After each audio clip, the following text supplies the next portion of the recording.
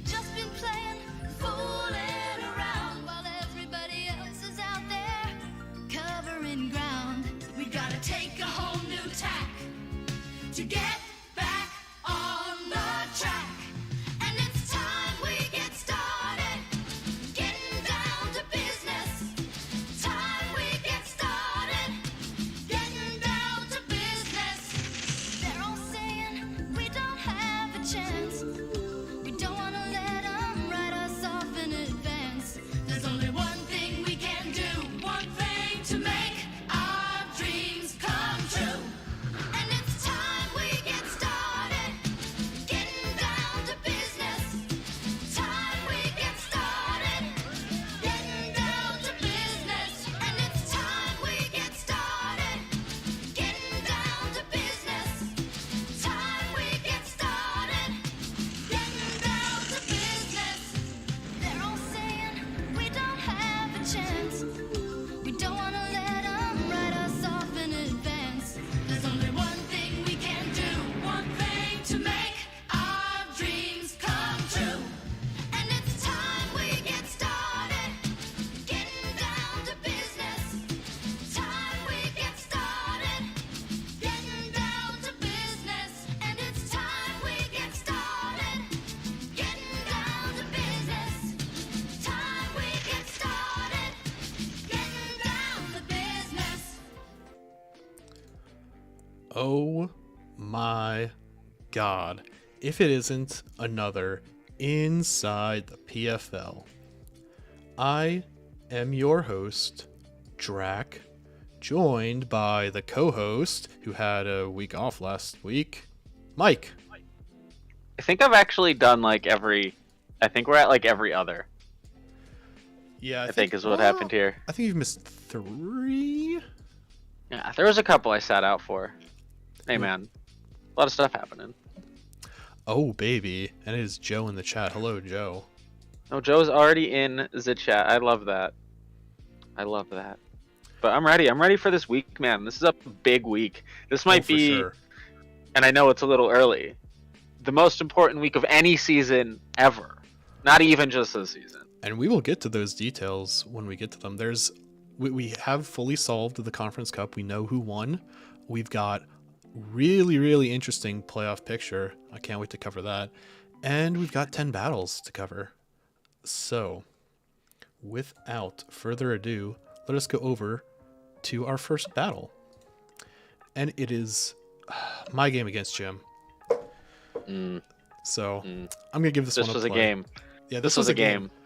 For the most part, I'm really happy with how I played. The taunt on Whimsicott was interesting. I don't know what he thought I was doing, but anyway, this is actually going pretty fast. I'm gonna put it on slow. Missing the first impression sucked, but also didn't super matter. This game was literally just Hustle doing either all the things or none of the things. Like Hustle Pretty Thunderfang, and it's gone. And it's gone. It's super gone. And that was Scarf Pelipper, by the way.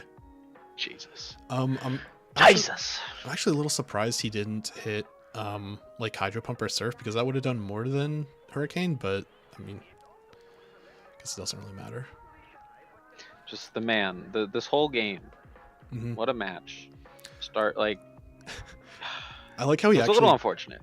Yeah, it ends in an unfortunate way. I like how he actually brought the Toxic on Swampert, because otherwise it couldn't do much to Slowbro. Which is a good call by him, because yeah, I mean, Toxic just kind of shits on him, stops Slowbro from staying in. However, we're gonna see I ran the rest set, and I've been kind of burned by Slowbro getting Toxic a couple times this season, so that was sort of my reason for like, all right, let's do something different than just like TP rely on regenerator stuff. And I ran rest, and it worked pretty dang well. I looked over at Mario as I was watching this, because we were both, watching either we're both watching the replay or the game live, and I was like, bro, rest Mega Slowbro is bullying. It's just rude. And he gets Slack off too, so it's even worse. Rest talk, just rude. Mm-hmm. But it worked. It almost worked out. It would have been so much better if I had gotten any seismic toss on Whimsicott ever, because Whimsicott has like no HP, but I kept rolling Scald. Yeah. The burn is nice though. It's nice. It's in there. You know, it's making you feel slightly better about it. And rest again. This Whimsicott put work in this week too. Just work. Sort of. I mean, it only really put in work knowing how it turned out. If I'm gonna be quite I disagree. I feel like, especially after doing King of the Kill a couple minutes ago, like Whimsicott was really just Jim's doing it, man. And of course, who can forget Oi de Muck Baby? Because he also just put the work in this week. Because he's done every week. I don't think Muck did much. I mean, he got the berry knocked off, which means it can be burned now. I also like that piece of prep. Didn't we? Yeah, so we got at least one poison touch, if not two, which is great. Yeah, I mean, Kecleon was basically just there this game to hit rocks and die, hence the Custap berry. Yeah. Took that over recover. Yeah, Citrus Berry procs on Rotom. Get off a nice Willow. That Willow was huge. And I don't think Jim noticed that the berry was knocked off there, is what happened. I think that's what happened too. Because I was expecting, like, okay, I'll live the poison jab after he's burned. It'll be fine. It's like, oh, all right, thanks. Right. Just like lets it happen. And then he pulls out the Pain Split as well, as we're going to see this face off. Oh, he had the Lumberry for Salazzle toxicking it. Oh, interesting. Okay. Oh, yeah. I remember reading that while it happened. You must have just, been in it. Yeah, I don't really pay attention to the chat a lot when I'm in the game. I'm just sort of in the zone. Oh, I have ADHD. I gotta look at all the things that are happening. Alright, so Seismic Toss not doing a ton to Muck, because Muck has like 100 HP. Yeah. I rest, and I'm not going to get Pain Split after resting. That's for dang sure. So, get out of here, Slowbro. Slowbro. Yeah. Right. Honestly, the beginning of this game was kind of like back and forth, and then just there's a key moment. Getting rid of Scarf Pelipper that early was pretty good. Yeah, that Thunderfang was huge. Yeah, mostly just because, I mean, it would have outsped Mence, it would have outsped Rotom. Like, Omastar wouldn't have wanted that, like, Scalder Surf in the rain. Okay, yeah. And it was also just giving him more rain, too. Right. Were you Swift Swim Omastar? Yeah, it was Swift Swim. Okay. Iron Head missed, come on. Were you Swift Swim Shell Smash? Yeah, of course. I hate you. Oh, that was the only way I was going to be faster than Swampert in the rain. That's so fast. How fast is this boy? And yeah, you see Weak Armor not proc. Honestly, the Rock Blast, anticipating the Shell Smash Weak Armor, it was pretty smart by Jim, because probably would have, if he had gotten a 3-roll or higher, would have killed. Yeah, right. With it proccing every single time. I was thinking that. And then, okay, I knew the para was coming, but all I had to do was not get fully parried. That's it. And then Whimsicott just does it. I mean, there's nothing left for me to do at this point. Right, but like, kind of wild that Whimsicott just comes in at the end of the game and it's over. Yeah, I sent in Salamence first because I was hoping that he would be like, all right, he's scarfed, let me stun spore him, but it was actually Lumberry on Salamence, so it was Lumberry specifically so that Whimsicott couldn't para him if I had already set up. And then yeah, there's nothing for me to do at this point. Yeah, the more you keep Slowbro alive, the more Whimsicott stays alive too. Like, it's just... Yeah. I mean, once Omastar was down in the way that it happened, I had nothing left to do. And yeah, I was so pissed because that was a +4 for the Conference Cup. Which wouldn't have mattered anyway. Yeah, it wouldn't have mattered. It would have gotten us out of last place. Yay! Yeah, Jim gets a +2. I was extremely not happy when that happened. Yeah, but it doesn't feel good. Yeah. mean, what are you gonna do? I don't even think Jim felt good about that win, to be quite honest. Yeah, he said in chat, sincere apologies. But listen, man, if you are in this league, I think you have lost a game just due to you playing well, having a great game, and then RNG just kind of comes out and says, "Hey, forget about me." I definitely know that. I think every single person in this league had to deal with that.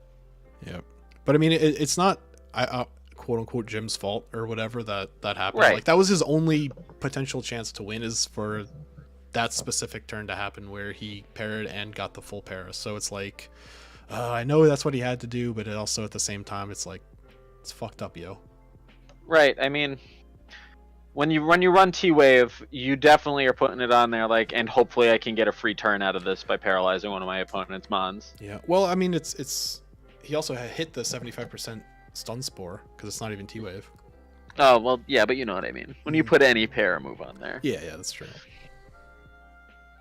But we got 9 more battles to cover, so we're going right over to the next one. Tristan against Kyle, the Battle of the Brothers. Let's go. Oh man, this happened at such a weird time in the day. Yeah, didn't it happen super early? Yeah, like 11 a.m. They battled when one of them was at school because they're like, their schedules are different now or some shit. Yeah, interesting. Yeah, so Zoroark getting chipped that early is quite bad for Kyle, just because now you know the health amount of Zoroark and you're not really going to get tricked for the rest of the match. Right, and Tristan like just plays so well around that Zoroark too, because he doesn't forget. Yeah, I think he gets rid of Zoroark quite early. Tristan gets rid of Zoroark quite early too. No, it stays towards the end of the game because Kyle tries to get another trick off. No, that's right. I remember now how it goes now. Yeah. Okay, you're right. Yeah. Man, that CC did a lot. Really did.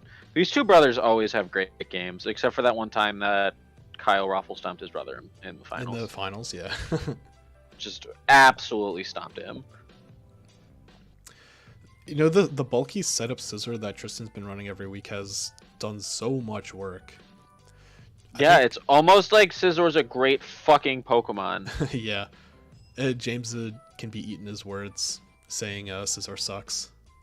As we're seeing Tristan's performance with it. Because he's pretty consistently runs Swords Dance, Roost, Bullet Punch, U-Turn. Because you don't need anything else. Yeah, I mean, he'll occasionally run Superpower or one of the other, like, 3 coverage moves that it gets. Scizor with Knock is super useful, because a lot of times something sees Mega Scizor and leaves. It's also, like, Also, hey, he got a trick off with Zoroark there. He got the Grouse Knot on Hippo. Oh, yeah. I also like seeing Tristan run Sandzolt more, because he ran it last week against Bick, and he's ran it this week as well. Just because it's so good, obviously, but he's deviating from the like Bandit Hustle strategy that he employed for like the first half of the season, so that's really interesting. It's about time, honestly, that we've seen it. Yeah, because it's not like the end of season. I mean, it's not like Bandit Hustle is bad or anything. Right, that's true, but he puts it on Drake is Ultra Monster. Drake is Ultra Monster. It's just Drake is Ultra Monster. Oh, and Tristan calling out the Lantern Switch is very smart. Really, though? Well, that's because he got tricked before. We saw the Bolt Beak into a Volt Absorb, and he's like, not again! Yeah, well, what's interesting is that he might have been able to give it the Volt Absorb since Lantern was so chipped, and then kill it with EQ right after. But anyway, Entei cleans it up. I guess Dracozold's not faster than a lot of stuff on Kyle's squad now that Hippo's dead. So that makes sense.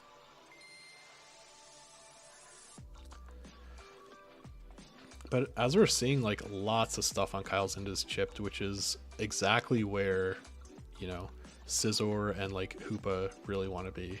Because I'm assuming this is a Scarf Hoopa. I don't know if we actually figure it out, but I imagine it's Scarf Hoopa. It's getting to be prime Mega Scizor doing the thing territory. Mm-hmm. Even that Bullet Punch on Conkeldurr was large. Yeah. Also, speaking of the superpower, we actually just saw the superpower off of Scizor there. Yes. So not even running U-turn this time. It's like, bitch, I don't need to pivot on you. Nope.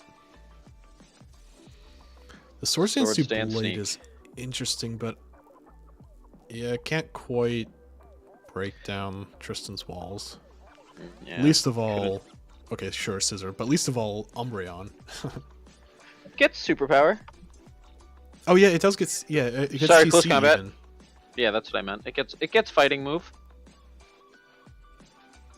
Yeah, okay, so like Doublade might have been able to do something, but Umbreon is naturally faster though, isn't it? So I guess it would depend on speed investment at that point. Oh yeah, and if we're looking for a foul play there too. Right. Yeah, I mean, Doublade definitely does not want the foul play after it's set up. Right. It's looking like a pretty double-edged game right now. It is. Yeah, Entei obviously not long for this world with rocks out. And this is a really good like last switch by Tristan, forcing Conkeldurr to come in on Umbreon because obviously you can't bring Zoroark in. Well, I mean, Tristan calls it out, but Yeah. The flinch, calculated. I wonder, we saw leftovers on Umbreon. I was gonna speculate on whether or not it was like Choppleberry. Yeah. Oh yeah, Foul play. Tristan or Kyle saying in the chat, it's like thought you'd be scared, and Tristan saying like, no, I knew because one of the HP in 2, not burned. You already know that burn orb procced on Conk, so Yeah. It was kind of just a last ditch effort. yep. And Conk dies, and then this must be Scarfy. Zoroark also dies. Or Zoroark also dies. Oh, maybe not. Not Scarfed. Because I think we saw Zoroark actually switch moves earlier. Maybe I'm wrong. No, it just U-turned out. Okay. I would have been so mad if he just spammed foul play and just kept getting flinches on this Umbreon. You mean Dark Pulse? That's the one. Yeah, that would have been something. It would have made the game a lot more interesting. I mean, if he had gotten however many flinch chances you would have needed in a row for the resisted Dark Pulse to like take down Umbreon. I mean, you can't. I mean, I guess you can be mad, but like, I don't know. I'd be a little upset. Yeah, I'd be upset, but it's like, what can you do? But no, that didn't happen. That like 1 in a million chance didn't happen. So, Right. Tristan walks away with it. Nice Good plus match 3 by for the Conference Cup. And it was a good match by the brothers. Yeah, I liked seeing both of their heat. The Lantern did a really good job at stalling out sand turns for Zolt. I guess the combination of Lantern and a Corviknight. But yeah, Tristan just did not let his advantage go, and we saw Scizor Rotom with the Volt switches just slowly chipping stuff away. Sometimes battle. pivot's the way to play. Yep. All right, next battle. Your battle, Mike. Against Hey, LCD.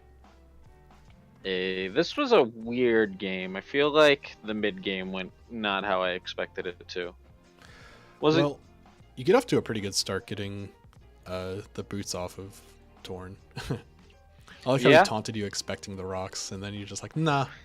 So I actually had Stealth Rocks on Crocodile. I wanted the boots gone more than I wanted the Stealth Rocks up then, because I also had rocks on Skarmory. Okay, yeah, then you can always get rocks out at a later point. Yeah. That makes sense. I was gonna try and, fake him out, but it just didn't work. Also, love his Slowbro set after he watched me try and delete your Mega Slowbro last week. Oh, with the Tangaberry, yeah. Yes. The audible, what the fuck is the Tangoberry left my mouth. Yeah, I mean, that's when you go like, hang on a second, let me Google this. Bug got it. That's exactly what I did. I Googled it. Right to the internet. We weren't fucking around. There we go. Now the frisk. I like how we were calling the frisk out in advance. This orbital put in so much work. It really did. Just so much work. And I kind of knew it in Team Builder, like that. Just wow, Bug Psychic and Bulk kind of does pretty well against LCD's team. If I can get to a point where the Hurricanes didn't scare me with Recover, we were good to go. Orbital is also sneaky fast as well. It is. I think it's 90. Yep. And I believe I was HP speed. Can you hear that? Yeah, what the fuck is that? That sounds like the an rain? Airplane? That's not the rain. Okay. I think that's just a low-flying airplane. Anyway, got distracted for a second. Sorry about that. We're like squirrels. Okay, I guess here is now where Orbital starts going off. And luckily, Bug Buzz is a sound move, so that sub's not doing a lot for Lottie. Oh, no. And this is it. This is where I was kind of confused by LCD's plays. I think he didn't... So, yeah, he keeps spamming Flamethrower into Orbital while you keep recovering through it and Calm Minding up. Yeah. It's... And you're never going to get a burn proc with Sheer Force, so... That's what I knew. And honestly, if he burned me, good. I almost wanted him to burn me. Yeah, you want the burn more than Toxic in that spot. That's true. Right. But I mean, we see he seems to really not have that great of an answer for it. He eventually ends up toxicking you, but this Nidoqueen standoff, obviously you're just winning it handily. I'm just sitting there like, do something. Leave or kill me. Well, the thing he's waiting for is the turn where he knows you're going to recover, so he can go back into, as we see his plan, Vanillux to throw out a Toxic. Right. Which is now. Yeah, which is now. Which honestly was me being a little greedy. I think I should have hit the damaging move there, but it be what it is. Yeah, I don't think it would have changed too much. Right, because he still would have got the Toxic off. Right. Yeah, because he hits Toxic there, expecting me to leave. Where did he think I was going? Is the question. Or maybe that might be a Scarf Locked Vanillux too. Maybe Scarf Vanillux honestly does pretty okay against your team, assuming that might have been what it was. Yeah, I think so. Because I have Flygon too, so that was probably a Scarf Vanillux, and he had Toxic to like fake me out. Right, and man, Resisted Psychic doing 98% to Kartana. Yeah, just deleting it. He messaged me afterwards that he should have sacked something else there. I can't remember what it was, and he would have been able to win in the end. The only other thing to sack really would be Lottie, but I think it was Lottie. I'm not sure that would have changed the outcome that much, just because you still have Crook, and despite Kartana having like pretty good Fizz Def, I don't think it wants like 2 Lariats or 2 Knocks or 2 Earthquakes from Crook. I mean, I could be wrong. Yeah. He's in one of like the group chats I'm in where we talk about team building stuff, but I didn't actually like do anything with participate in that at all. Right. But yeah. Scarf Moxie Crook ends up being a problem for him too, because I end up getting him into a loop. Right, where he has to sort of keep Torn healthy. Yes. But he doesn't have a good switch in other than Torn, and all the meanwhile, every time you switch, you're putting on more damage, right? So even if you like sack Weezing there, or how you sacked Skarmory before, Crook now is a huge problem. And also that Crook Life Orb damage might have mattered with the neutralizing gas. Yeah. No, that was a full offensive. I don't think that. Oh, you know what? Yeah, if it was full offensive, you're probably right, since it did have the orb. He's a scary boy. Yeah, and he doubles out there just because he knows Torn is too low, so he needs the extra regenerator, so he does have to sack something. And that honestly, which I was thinking, cool, now I'm going to be at +2, which almost neutralizes what you just did. Mm-hmm. I also neutralized and gassed this Torn early, which helped a lot. I stopped his true. regenerator from going off. Yeah, that's true. You did get I forget one regen. But it was that specific one was very useful because that Torn came in at like 30%. Yeah, it was one of the earlier ones where he U-turned when you like swapped in Weezing when he was U-turning. Yeah. Yeah, And you then did just, Scarf Lariat did the thing. Oh yeah, it sure did. Lots of stuff weak to dark, no resists on his team. Well, obviously in his full 11 he does, but in the 6 he brought, nah. He seemed to be caught off guard by offensive Crook. I'm not going to lie, I picked up Crook specifically for this matchup. Like 110%. There we go. So you got a pretty healthy +3 for the Conference Cup.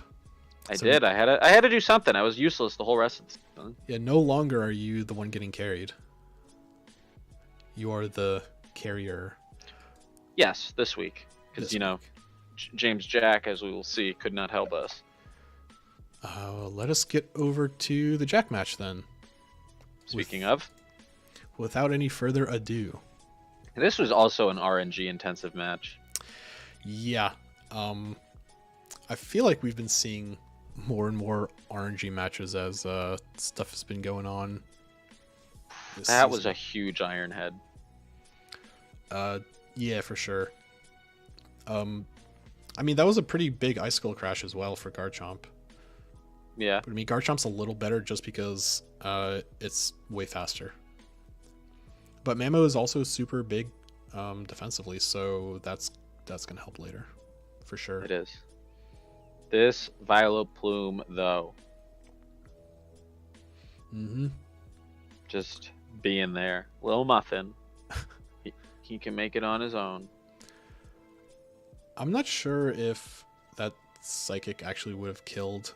Well, okay. With it just Okoing Drifloon like that, yes, it probably would have. But I mean, Vileplume has a pretty big Spadef, but I wonder if it Psychic would have actually killed. I love how Jack is like, yeah, fuck using setup, lead as elf. I'm just gonna use offensive as elf and just shit on people because it's so fucking good.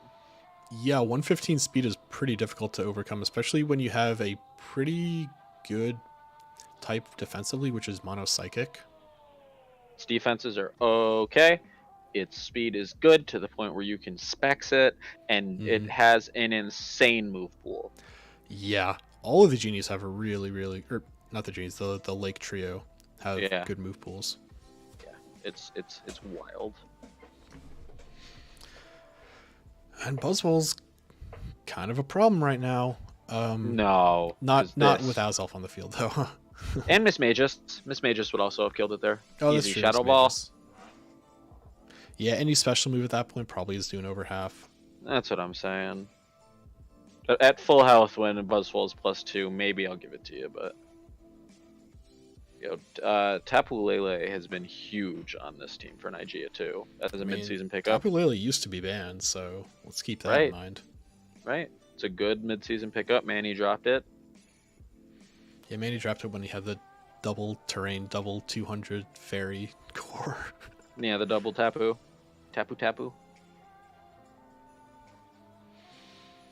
All right. Then we see Azelf die, and that is huge because now there's no real answer to Vileplume. Right, Vileplume just kind of sits on everything right now. And that is what it does. Oh, and this. Oh my god. This is it. This is it. Right here. This is the turn. Man, Effect Spore, such a nasty ability. Right. Do we want to talk about the potential elephant in the room of what if he double sleeped Jack with that? Carry on. I think if you run Effect Spore, you are taking on the risk of double sleeping and proccing the sleep clause. That is my opinion. Not saying you can't run it. I'm not saying you can't run it. I disagree. That's such bullshit. No way. Why is it bullshit? You have to choose to run it. If you sleep somebody if you double sleep somebody with Effect Spore, I don't think that's a DQ. No way. I mean, at the end of the day, it's still in your control, just because you can choose to not run Effect Spore, even though its other ability kind of sucks. I'm sorry, I'm not DQing that person. I'll defer. It'll be a group vote. I'm not DQing that person. Well, there's the second effect spore proc, but it was a para that time. What if it was So just good. a 30% chance to sleep? Would that change your opinion? Maybe what it is that it's like a one. You can get any of them minus frozen, but like I think it's just bullshit to just ban it based on the chance that it could not ban it, but like ban your opponent, DQ the person for using it when it's a chance of happening. It's not for using it. It's not for running effect spore. It's for if it procs. That's why I'm not gonna. Yeah, but I think it's right. If it procs, I'm not gonna DQ somebody for a chance. Not happening.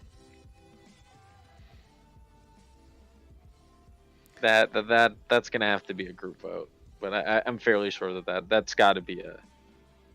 I feel like all the commissioners are in the same spot there. So then that means that if Vileplume hits somebody with sleep powder, and then effect spore proc to sleep, these also think that would be okay, right? Yeah. Okay. If you want to draft all the effect spore Pokemon and try and double sleep people as your win con. I don't even know what that says about you as a. Well, okay then. Your opinion has been noted. Yeah, and then Zard. Doing the Zard thing. Doing the Zard thing. We haven't really even been talking about the match the effect spore conversation took up. We really did. But I mean, that was the end of the match. It was very strongly like Jack had a chance, and then effect spore happened, and then Nigeria just had control of the game. Right, that sleep on Excadrill was so huge. Huge. But that's what happens. happens. That was the decisive moment. That's what happens in the world's Pokemons. It do happen like that sometimes. Unfortunate. Nigeria picks up 2 points and a win. Next game. Dylan against Dave. Alright, we'll give this a play. I don't remember this game. Dave plays pretty well in the early game, but then he kind of starts to collapse, is how it goes. Oh, fortunate. I like the T-Spikes a lot. Yeah? I always like touching spikes. Ooh, going into not Trace. Sorry? Not Trace or Synchronize. It was telepathy. That was a waste. Oh, it could have been synchronized. It could have been synchronized, yeah. It could have been synchronized. Alright, so Guard getting regular poisoned this early is quite good, because as we're going to start seeing, Dave does a good job of just waiting it out. Because I don't think Guard whittles him down. I don't think Guard even takes a damaging move this game. It just gets whittled down by the 12%. I think so, yeah. I think it's just 8 turns of being poisoned. That's the story of Guard. Poor Gardevoir. Not poor Gardevoir. Gardevoir is great. I love Gardevoir. It's one of my favorite Pokemon. I mean, Gardevoir is really good. Yeah, I can't disagree with that. 9% on that Volt Switch. Good lord. Yeah, I think Dragalge has like 120 Spadef. And that was resisted. Yeah. Yeah, and Vaporeon comes back in. I guess you don't want to hit Energy Ball against the one that quad resisted and has stab adaptability super effective against you. So I guess that makes sense, just slamming Psychic. If this was like a Calm Mind Mega Gardevoir. Okay, why did Dave switch out there? That's the play I don't know about. I would have just protected. Because he had protect. Oh, we never saw protect. Maybe he didn't have it. Ooh. Probably still would have just stayed in Vaporeon there. Well, if he had protect, he probably would have stayed in. Yeah. No, just in general, because he wasn't breaking the 50% barrier, so you would have just got all your wish health back. I mean, it's at 10% now. Oh, and it would have died. Okay, yeah. Okay. But anyway, yeah, Dragalge is down. Vaporeon also goes down to Moonblast. He's losing Mons quick. Yeah, I guess he just didn't have Protect. That's unfortunate.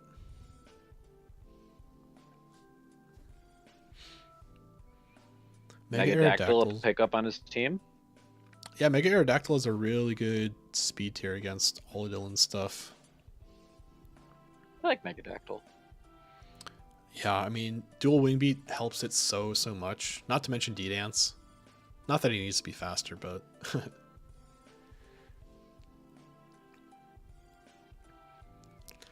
Yeah, I mean, everything's getting toxic when it's coming in because Dave got the 2 layers of spikes out. But it turns out to not be that impactful to the game, honestly. That's actually some decent damage on that Rock Blast. It was like 25, no, more. 14, 20. Oh, it was like 35. Like 35, yeah, 35. I forgot how to math there for a minute. My brain was just like, I can't do it. You know, Dave had 2. Yeah, that was rude. That was risky. Thinking webs, maybe though. Maybe he was like, okay, this is webs. I can get a free dactyl. I don't know, because if you thought webs were coming, why not just send out Shuckle? I think because now it's a free. Like if that was a home class dactyl, that could have been like a win. Right. I think maybe, yeah. I mean, I know you're just expecting the bug move, so you send in the guy who resists it. But I mean, Shuckle's so big. And Shuckle just needs to do like one thing and die anyway. Also set up webs? Yeah, exactly. Set up webs, set up rocks. Set up things. Yeah, but I mean, that para on Dactyl turns out to be huge because otherwise Mega Aerodactyl is going to naturally be faster than Scarf Dracovish. Yep. And it's gone. Dracovish is a monster. Yeah, Dracovish is a monster. Tangrowth normally should do a good job of walling it. I'm surprised he left there, to be quite honest. Or no, never mind. Tangrowth came right in. Yeah, to wall it. That makes sense. Yeah, but I was surprised that. Well, I guess it's the play that's coming up, but he keeps in Tangrowth when it's low, when he could have potentially sacked something. So maybe a little unfortunate.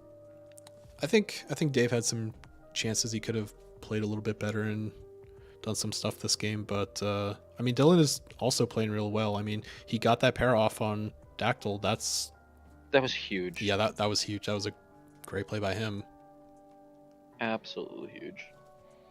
Look at that, hitting 2 focus misses. Now it's here when he sends in Dracovish that I think you just had to sack Chandelure. Or even sack Dactyl. Well, no, you'd sack Dactyl because it's already parried. And then you get some regenerator health back on Tangrowth, and then all of a sudden you live the Fish's Friend and just slap it back. But as it stands, Dracovish is just chewing this team alive. And it's going to continue doing it. This is why everyone hates Dracovish. If you don't prep well enough for it, you lose. And then your opponent just doesn't bring it, and you lose. Dylan even saying Dracovish is huge. It's huge, but I mean, it's a 200-point mon for a reason. Do I think we should ban it? No. But yeah, I don't think we should ban it. I think like everybody knows what's coming when you're fighting Dracovish. Right.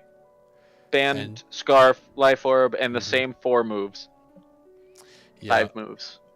But I mean, Dylan got rid of the Water Absorber early, so that definitely helped. Yeah, it really did, because Tangrowth is only going to be able to do so much too. All right, just because there's other mons. We can't belabor it forever. Next match, Bick against Lebo. Belebos. Reignites rivalry. All right, so Lebo does a good job in this early game of scouting out this Mesprit set. We see it. He switches in the immunity, he gets the Toxic Orb prop, then he immediately switches out because he's not hitting Thunderbolt again, and he figures out that Mesprit also has Ice Beam. So yep, that's a lot of moves that you figured out on the Mesprit. So that is valuable information you can at least play around. I said this in the announcements. Lebo gets every single kill in this match with Greninja. That's pretty sick. It is. It's not even the kill contender, right? Yeah, he's in 2nd place. Wild. It is normally when you see that, you expect like a sweep, and no, Lebo just played around Bick really well. I mean, Gliscor has been a problem this whole season for everybody facing Lebo, and we'll see it here. Gliscor is just so hard to break. It's basically impossible if it's a physical mon, and even special mons have trouble with it because Gliscor's fast. A lot of the time it can just U-turn out. Or And I you love have how a complementary special wall like Slowking. And I love how we say it's hard to break against a team with Mega Glalie. Yeah. Well, Bick is just sort of like waiting, I guess, for lack of a better word, of how to get somebody in, or how to get Glalie and how to get Cinderace in. Yeah. Because his only real pivot is both Cinderace and Mesprit, right? Because those are the only U-turners. I didn't even notice this was a Libero v Protean match. Yep. I think I called it out last week, but obviously I had Murphy on the phone for that one. That would make sense. God, he ate that. He really did. I mean, Gliscor even ate that. Oh, man. What a bastard Gliscor is. It's just huge. And then Toxic Heal. Right. I think Toxic Orb is the thing. Or yeah, Toxic Heal is the thing that sends it like over the edge because 12% every turn. Plus Roost. It's that combination. It's Roost and Toxic Heal. Like, it's just too much. So it's not enough to break the 50% barrier. You have to break like the 60% barrier. Right. The 62% barrier. And it has like base 100 speed? Something like that? 95. 95? Okay. Yeah. So still fast as shit. Unnecessarily fast. Mm-hmm. Agreed. Another kill for Greninja. Another kill for Greninja. Yeah, and that's pretty much how he does it. He just brings in Greninja to revenge kill something. Then at the very end, there's just a bunch of stuff that's weak to Rock move. Oh, that's right. That's how this ends. I couldn't remember how this ended. Because like this was another one where it looked like it was going pretty good in either favor. Like they were both back and forth. Yeah, at this point in the match, I thought Bick was just gonna win. I thought Glalie was just gonna freeze dry a bunch, and that's gonna be all she wrote. Right. It really looked like it could have been. And I like this U-turn here too to give it some chip, so he doesn't have to do the full amount. Like I like that. Yeah, that was. I mean, that turns out to be like the decisive play. Yeah, it really does. Because otherwise, Glalie's not dying to this rock slide. No way. And as we see when Cinderace comes in, that rock slide also crits. That mattered. That had to matter. Mattered. You super know it mattered because Bick was the one piloting it. It definitely had defense investment. And actually, I ran the calc against Bick's set after the match. With the crit, it was a roll to kill, and it was a roll in Bick's favor to live. Wow. Yeah, it was something like 40%. Oh, so it could have OHKO'd without the crit. No. I'm saying the crit. Oh, with the crit, it was still like a roll. Yes. Wow. Hot damn. Yep. Damn, this was an RNG heavy week, friends. Heavy. Liba's saying he misplayed at the end. I'm not sure what you would have done differently. Maybe not go right into the Slowking and go Greninja first to U-turn and then sack Slowking? I don't really know. I don't know what he means by I misplayed there. I mean, Bick had the upper hand a lot of that match. Yeah. But I mean, hey, Pokemon giveth, Pokemon taketh. It really do, though. Libo picks up a +1. All 6 kills on Greninja. Next match. Thomas against Rob. Rob Thomas. Rob and Thomas. Where all right, Rob off to a great start. Rob played like trash. Except for turn 1. I would have done the same thing. Well, okay. I don't know why you're leading Infernape if it's not Scarfed or if it has the sash to like throw out rocks. I actually don't know why he let it either, but once it was already out looking at Hydreigon, I'm already like, cool, this is great for me. And then Scarf Draco Meteor. Yeah, then Scarf Draco Meteor. And then Rob proceeds to play like trash for the rest of this match. He just... yeah, like right here specifically, he's got the Beambolt Porygon 2, which is a great set, but he is basically just taking toxic damage for no reason. And then he's forced to recover later, but that just gives up a bunch of momentum.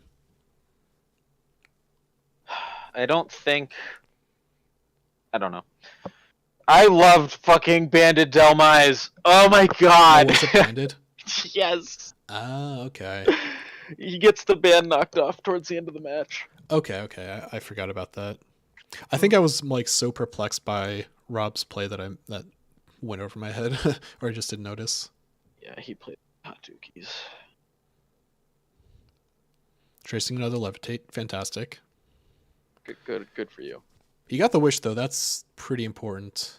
Yeah. I don't know what he's doing with P2 there hitting the ice beam. Now, when you're in a situation like that where, let me just go back a turn, where you have like P2 again, where you have like the tanks facing off against each other, if you see that the other person is like toxic, all you have to do is just hit moves. Like it's the easiest thing because you just like win that war as long as you kind of just like slap each other with wet noodles. Yeah. You are correct. I agree. 100%. You just kind of hang out. But Rob seems to realize that like a little bit late. A little too late to help him out. I do I'm still like kind of perplexed by a lot of what Rob's doing. He's scouting to sets, I guess, with Ditto, which is nice. Not useful. Not in this game. Like this specific game. Not in this game. This specific game, not in Pokemon in general. Just this match, not helping him out. Yeah, but when you have something like a Registeel on the opposite side of the team, you can just throw in Ditto. Like, what's going to happen? You get to see a set. You potentially throw out rocks of your own if it's the rock set. I mean, that's in general, that's a pretty good play. Yeah, I guess. I don't know. I just watching Rob play this match made me really mad. Yeah, and he keeps like leaving in Altaria as well to take Toxic Chip.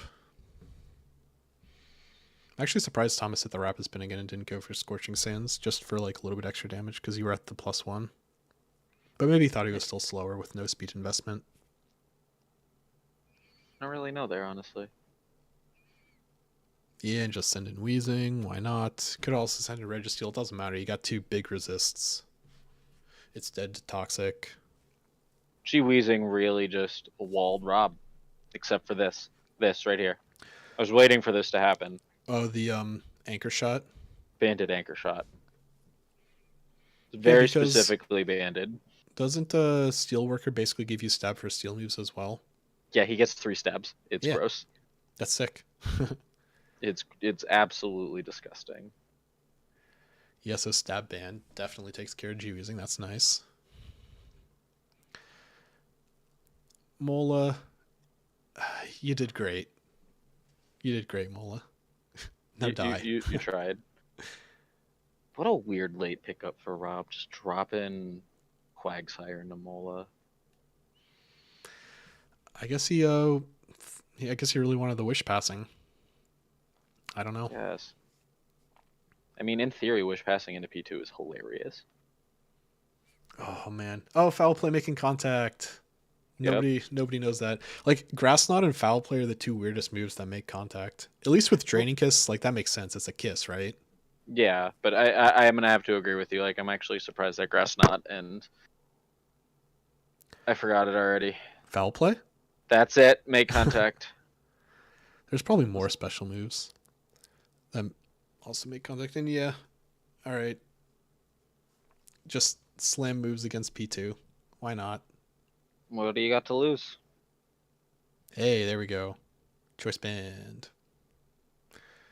I guess he could have sent in Hydreigon. Oh, there's the choice band getting knocked off.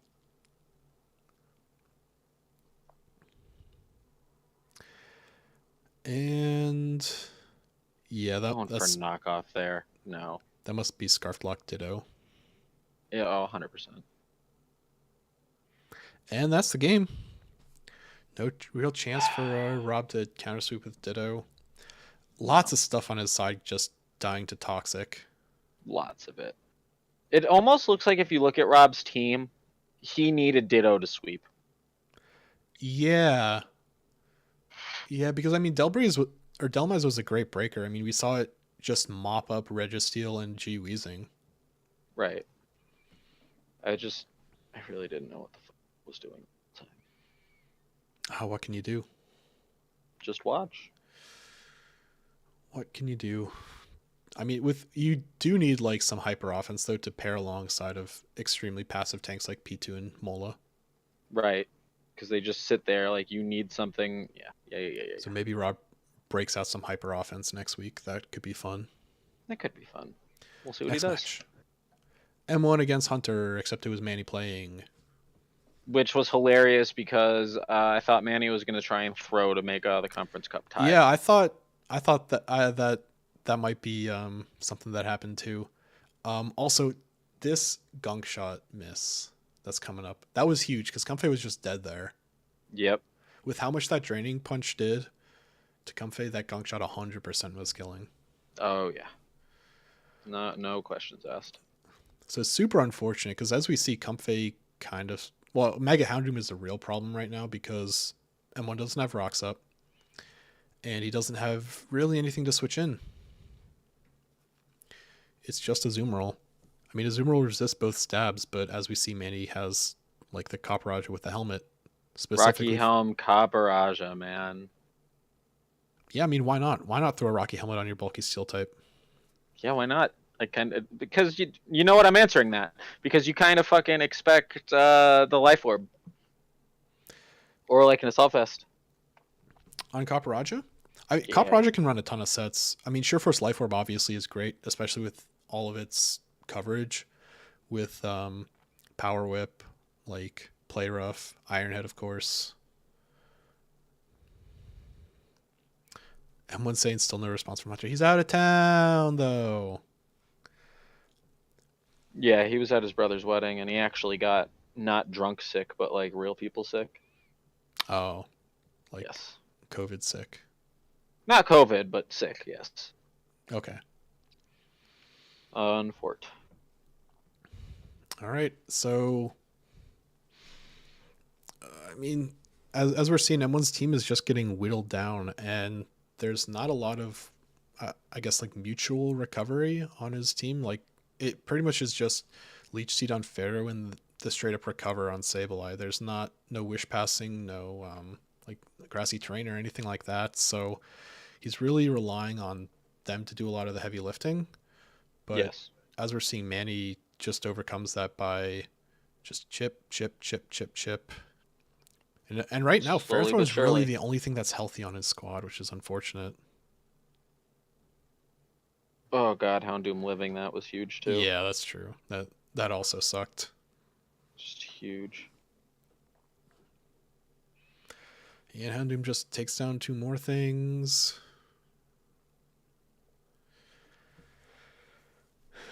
I mean, Houndoom might have actually just swept. Well, okay, never mind. He wouldn't have swept if with the D-Bomb there, but I mean, it would have been a lot worse for M1 there. Yes, it would have been a much closer match. Scarf Dragon Energy is also disgusting. Yeah. Manny was being a dick this game. Yeah, kind of. I like this though. I like the Choppleberry and then the follow-up Power Whip. That's really nice. Huge. Yeah, again, like your Shifu probably would have swept there if not for that. So I mean, M1's prep seemed really, really good. But he unfortunately kind of just got behind and got chipped. Like especially with Houndoom behind the sub there, that was a big issue. And obviously, like, can't do anything to Chansey with your special mon because Chansey is stupid. Chansey is stupid. It's like way too stupid. Yeah, it really is.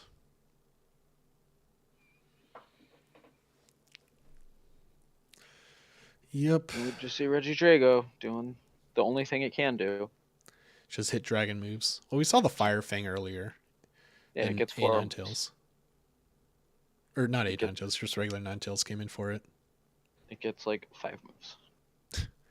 I said 4, I meant 5. No, it really only gets 4 attacking moves. It's like Fire Fang, Thunder Fang, Dragon Move, and Explosion. That's like it. Explode! Sorry. Yes. Then Chansey just tosses, and that's it. That's the game. Tosses his salad a little bit. Yeah, just Houndoom's a problem. There's not really much more to say than Houndoom is a problem. Physical attackers have to deal with burn and intimidate. Special attackers have to deal with Chansey and Blissey. Well said. All right, next match. All right, actually Manny's match. Manny's real match. Yeah, Manny's real match. A lot of question marks from James on this one. I'm not gonna lie. Yeah, I'm gonna agree. I mean, Custap Explosion is cool, but wait, does Pseudo Widow get Endeavor? I can't remember. Yeah, I don't know either. Okay. So you just saw that Power Up did 39 to Suicune, right? And you see it's at 38 right now. And you know you're faster. What do you click this turn? Power Whip. Okay. Just Not, double not, checking. not the Z move that's happening right now. Yeah, because Power Whip would have a base power of 240 at that point, and then like the most you're getting out of any Z move is 200. So if it's not super effective, then Like, I just want to know what his thought process was. yeah, because Suicune's kind of an issue. I mean, the Pseudo-Udo play is whatever. You get out rocks, you Custap Explosion. That's all great. That's fine. I like that a lot. But I mean, finally it goes down, but not without taking a ton of stuff with it. A ton of shit with it. Just not even caring. Yep. I like the predict from Manny getting the Surf on Raichu. And he's been playing really well with A Raichu. And Zarude, honestly. I mean, Zarude is so big. It just lives any hit, and it's fast, and It's limited by its move pool. yeah, but I mean, its move pool is fine. It does really well as a bulky grass because one, it's extremely bulky, and two, it's fast. Like with access to Synth and Jungle Healing.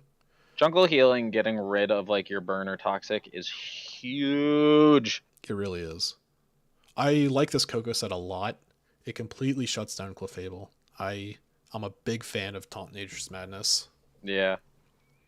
I think I ran almost this exact set against when I had Mono Electric v Mono Fairy in Monotype. I'm pretty sure I had Taunt, Nature's Madness, Roost, and like Volt Switch. I think. Just something interesting. Tapu Koko getting Roost is hilarious. Like, why? The Why other not? Tapus don't get something like that. Well, Bulu gets Synthesis. Wait, Blue gets Synth? Like 90% sure Bulu gets Synth. I thought it did not get Synth. Now you're gonna make me look it up. I'm looking it up. I'm like 90% sure Bulu gets Synth. I don't think Blue gets Synth. But anyway, back to the game. Knocking off the Life Orb, and then Grass Knot. Oh, and Grass Knot Rocky Helmet. We were just talking about that. Yep. Sandslash is great. I love Sandslash. What a good tier 5 Pokemon. Yeah, Sandslash is great. It does just a couple things well, but it does them well. That's what you want.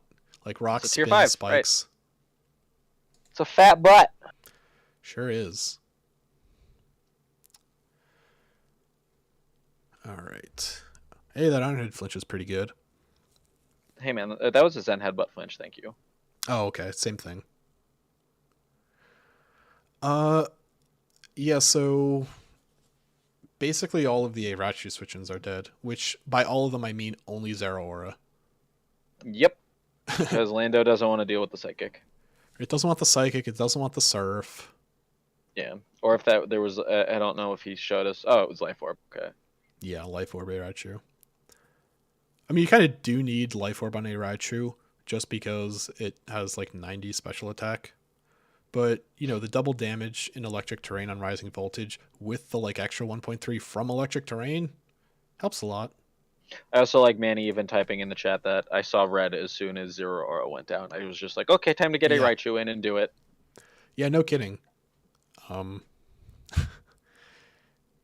James looked. No offense to James, he looked a little lost that match. I think listen, I'm chalking this whole season for James up to he got married literally in the middle of the season. Okay, that's fair. And hey, he had some fun stuff. Like we saw Sense Scorch actually duel Suicune, even though it maybe could have been done a little cleaner. And then we saw Sudowoodo did its job. He had a good idea there with the Rocks Explosion, Custap Berry. Yeah, beyond that, A Raichu just sort of ate his team alive. As Manny has been playing A Raichu very well this season, just playing to his win con, and it is that Pikachu mon. Mm-hmm. Definitely. Okay, next match.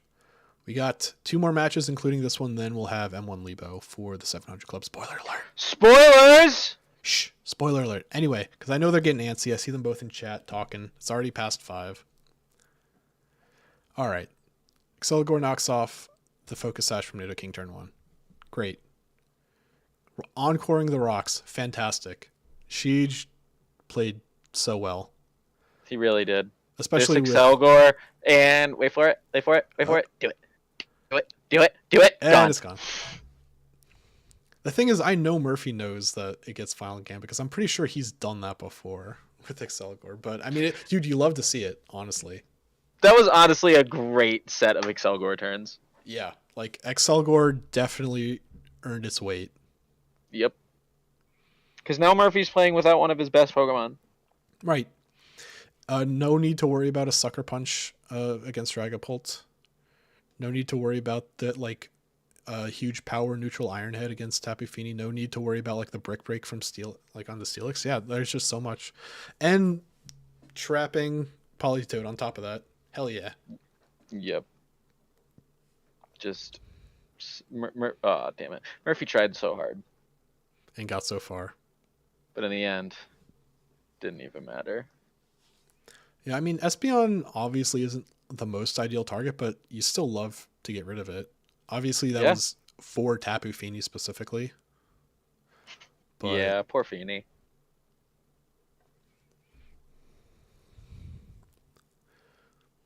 Rest failed in Misty Terrain. What are you going to do? Just so good. I want to know if that was intentional. I mean, I think Fini is just these switching into Politoed. I don't think he was expecting, oh yeah, I'm going to cancel Rest or anything like that. You think that was just a happy little coincidence? Yeah, I think so. I'm surprised Murphy didn't just hit Whirlpool there, considering Fini was in. Yeah, I'm going to agree. Okay, yeah, so we got Ludicolo in. Z move, I like it. I did a ton of damage. So if there was you mean Hariyama lived? Yeah, AV. AV Hariyama is a great set. Not only did Excelgor put in the work, but I feel like Hariyama put in the fucking work. Oh, absolutely. I mean, we're about to see it again. Yeah, it takes 25. Kill. Dead. Just damn. Hot diggity damn. Whirlpool. There we go. You like to see it. However, I don't know. I think I would have. Okay. He sacks Rillaboom there. Okay, I see what he's going for. Never mind. He wants to get in Ludicolo clean. However, Sheej, Pact, Protect on a bunch of stuff. Specifically to wait out rain turns. And that's a pretty pragmatic idea.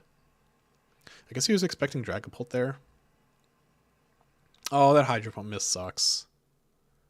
It does.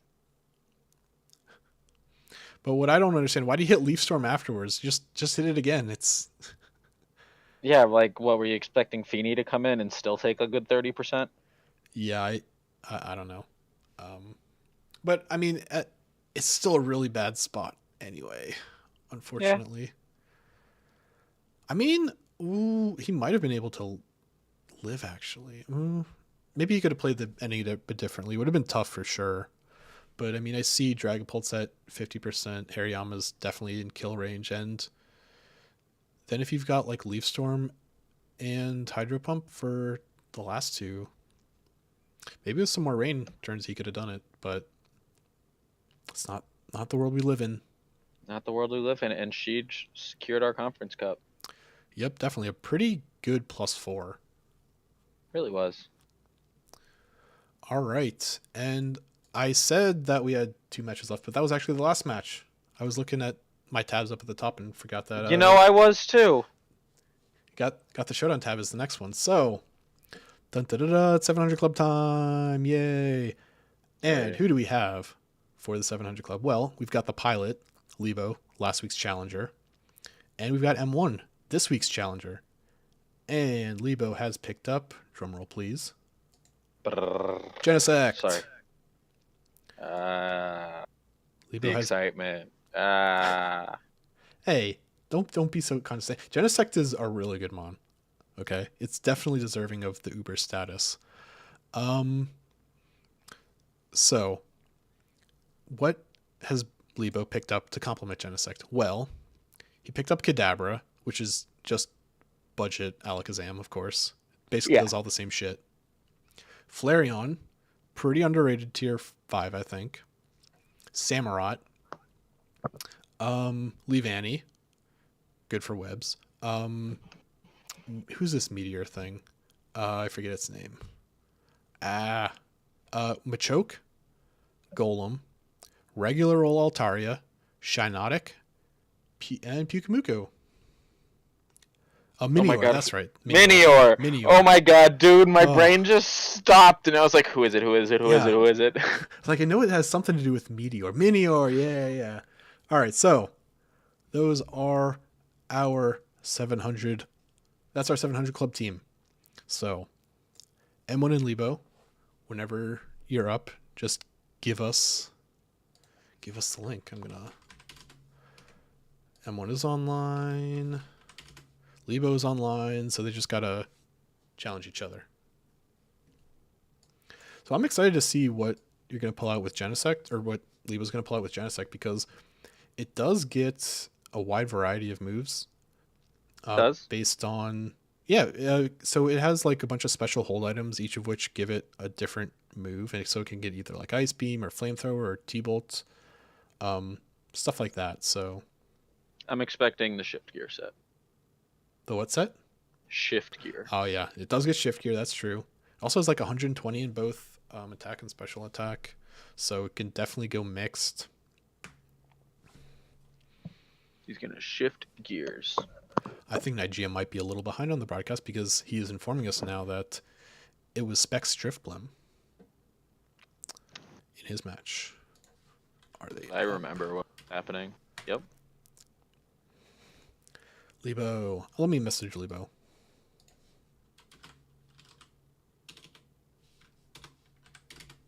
Boom. What? Lebo. No, he's using the restroom. Okay. Well, while we stall, we have to stall. Let's just for a minute. So, I mean, obviously Lebo's got the double hazards threat with Leavanny and Golem, right? So Golem, you get out rocks. You love to have a tier 5 that can get out rocks, especially in a 700 Club situation like this. Yeah, and he's gonna run both Genesect and Leavanny and be really weak.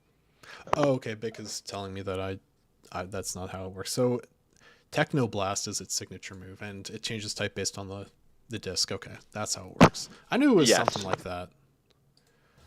And they're up. Let's get this out of the way. So,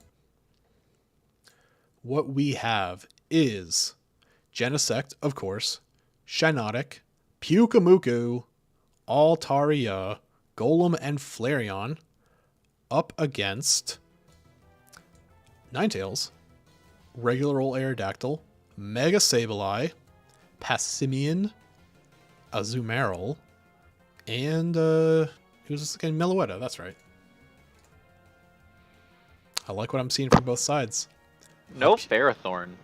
No Ferrothorn. Maybe a little scared of that Genesect. Maybe he doesn't like how it matches up against like Flareon or something like that, or maybe even like. Oh, Fire Genesect Blast is Altaria. flamethrower too. Yep. All right, I'm gonna give him the go for it, boys. All right, they're behind. Same. They are behind. That's okay though. Hey, you can in the lower left hand of the player, you can click that little like live button, and that'll bump you back up to as live as your browser will allow. Just a little hint for the YouTube crowd out there. I just meant in life. Oh yeah. Okay, fair enough. Oops. There we go. Now I have sound. I didn't have sound before for some reason. That is weird. All right. They're deciding on their leads. I imagine Lebo's going to lead something like Golem and just throw out rocks. Then Probably. So, I mean, honestly, all of these guys are good leads for M1. Maybe not Ninetales. You'd like to have Ninetales be a little more reactive, I guess, but... I'd probably mean, lead past. Yeah. And it's like, it's a free U-turn at that Like, point. pass is a good lead. When I ran Mega Sableye, I basically always let it because it's free Mega turn 1. They can't set up on you. And just having the option to Magic Bounce later in the match is really good. But I mean, Aerodactyl is also really good as well, since he can throw out rocks of his own. Potentially just taunt Golem if Don't Golem is throwing out rocks. Passimian can hit basically everything on this team. I'm expecting pass U-turn, turn 1.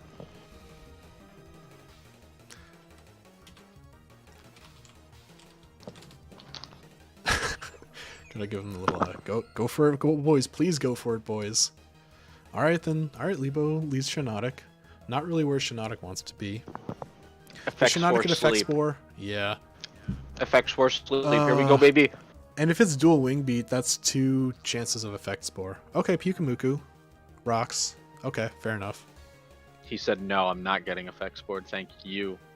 Oh, protect. What if you ran protective pads? Oh, man. That could have been something. Oh, yeah. Rocks are up now, though, so he's got that going for him, which is nice. Yeah, that's good. The only removal I can tell is Altaria. It'll break the Sturdy, if it is Sturdy on Golem. Yeah, that's really, really nice as well. So no like explosion shenanigans against the Zoomerl or something, like you counting on living the Yeah. +6 Aqua Jet, but then she's like Sturdy. Yeah, what if it's Boots Golem though? To preserve laugh. Sturdy. I'd laugh so hard. I mean, it's not the worst thing in the world.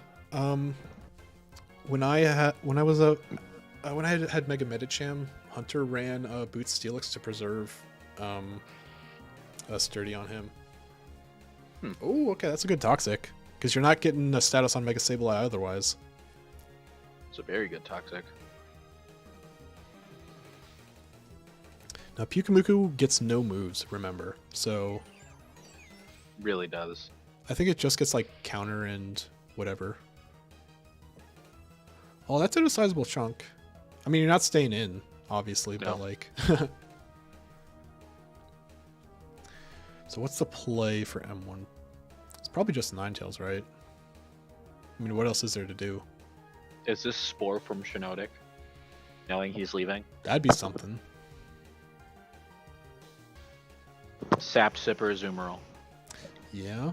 Okay, Giga Drain. Alright, Giga Drain is fair enough. God, Ninetales is such a good shiny. Yeah, I like the Ninetales shiny a lot, actually. Top tier. Oh, Calm Mind. Does it You get know- Energy Ball? I think it does. I'm surprised. Oh, Yep, and it it's is. gone. We haven't seen Drought Ninetales, I don't think, from Emon at all. No, he's been running the Flash Fire a lot. Yeah. I think he picked it up specifically for that. Yeah, I mean, we've seen Flash Fire proc a few times in general. Yeah. Alright, so now what is Lebo's plan? Because Genesect is kind of a hard sell. You resist both its stabs. What's Altaria here for? Maybe just do some damage? I mean, not like the Fire Spin set, because you know it's not Drought, so it's gotta be... It's gotta be Flash Fire. Maybe Altaria is just gonna hit like strong move and hope to chip it down so something else can clean it up. Dragon Dance. That could be fun. Sweeper Altaria. Here we go. Ooh, Paris Song. Okay. Just fire spin them? I guess. I mean, okay, the Toxic is really good, but without the Toxic, I don't see what else. Yep, there's a fire spin. You had to know that was coming.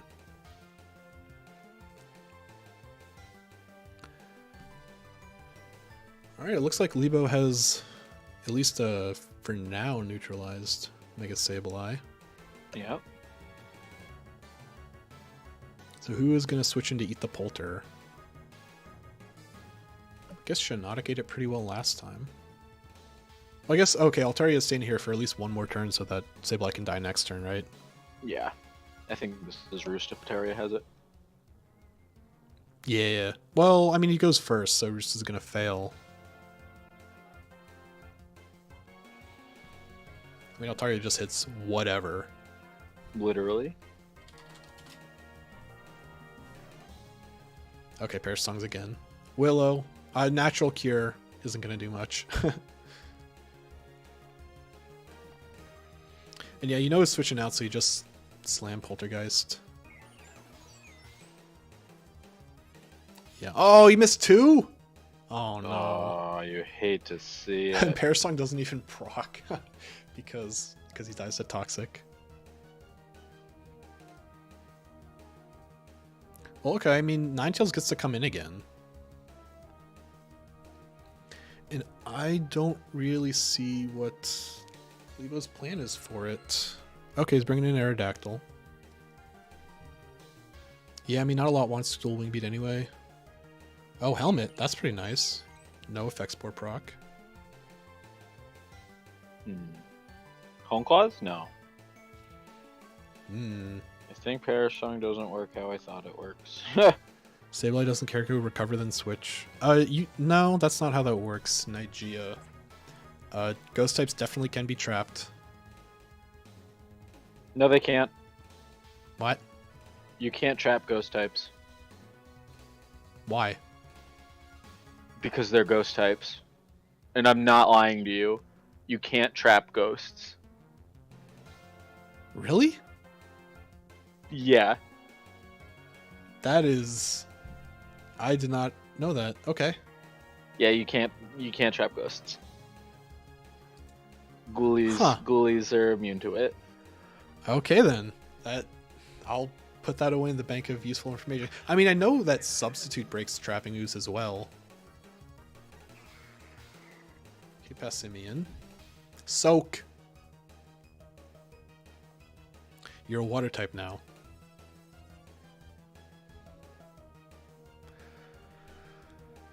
Okay. I think Pikmuka is just going to hit Toxic again. Isn't that what it did the first time? Yeah.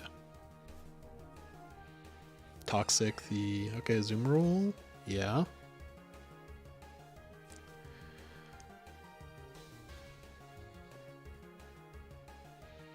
Now, even with like a Belly Drum Citrus Berry, I think a Zoom Roll can do a lot here. Oh, he finally did the Belly Drum set. Soak, I mean, he was already Water type. I guess he loses the Fairy type. But I mean, still, the huge power player is going to... It's unaware, oh, it's unaware. Yeah, that's right. I forgot about unaware. Ha. Yep, M1 did too. Ghost and Mons off the ground, really? I didn't know about the Mons off the ground thing, but yeah, you can't trap ghosts. I learn something new every day. Yeah, Drain Punch isn't really going to cut just it. going to stop this team right now? Yeah, I think I was going to keep switching and not know what to do. What can he do? Well, he needs a Mon to either sub on it or do some kind of damage. I think he just loses to it. Well, if Meloetta has sub, he doesn't. Is he gonna get Toxic again? Okay, Soak.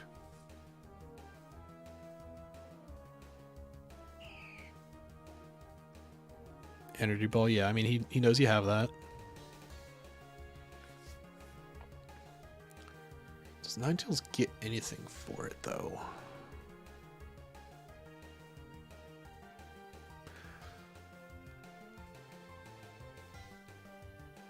I don't know what's gonna happen here. Yeah, I'm not sure either. I mean, maybe M1 Calm Minds again, but I mean, Ninetales still has Flash Fire, so it's not like you can trap it. I think he hits Perish Song again. I think M1 leaves. M1 can wait on leaving though, at least. Yeah. He'll probably get off a Calm Mind. He has it. Brought the wrong set. Brought the wrong set on what? How do you bring the wrong set to a 700 Club battle? It's not like you could pull last week's team. Oh. You pair a song. He swapped his Genesect sets. Okay. Oh, swap Genesect sets on accident. I mean, Stonage is still really good here, though. Yeah, it is. The gray-blue Ninetales is now water type. Yep, sure is.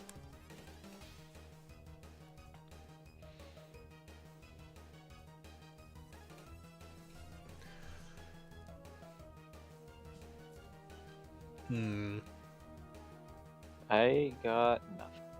I don't know. Stone Edge, and he's gone. And it's dead. Perish in 2. But Pyukumuku. True Pyukumuku. Because honestly, Pyukumuku can just recover, though. Ooh, but I mean, if crit Stone Edge might kill, is the thing. Has to be a crit, though. Yeah, because I mean, if you're Lebo, you have to hit recover. Right, because you're getting 2 tapped. Yeah, you're hitting recover here.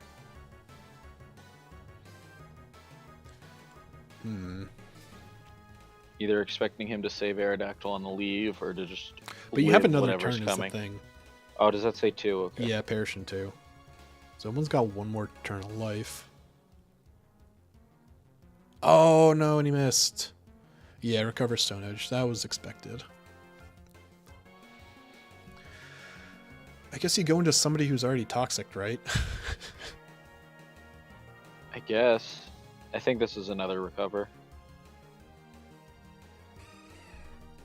Okay, Zoom Roll, that makes a lot of sense. Did he maybe bring Toxic on a Zoom Roll? That could be fun. Because I know he's brought Bulky a Zoom Roll quite a few times. With But Belly this is Drum, Belly Play Drum. Rough. Oh, Knock, that's good. That is good. Stops the lefties. Okay, so Knock, Play Rough, Aqua Jet, Belly Drum. Yeah, that set makes a lot of sense. Yeah, I think if you just... Oh! I don't know why he left. Because the Perish Song's gone now, maybe? Well, I mean, it was already gone when he switched to a Zoom Roll. Yeah, but now he's back into Dactyl. I think maybe he's just going to go crit fishing.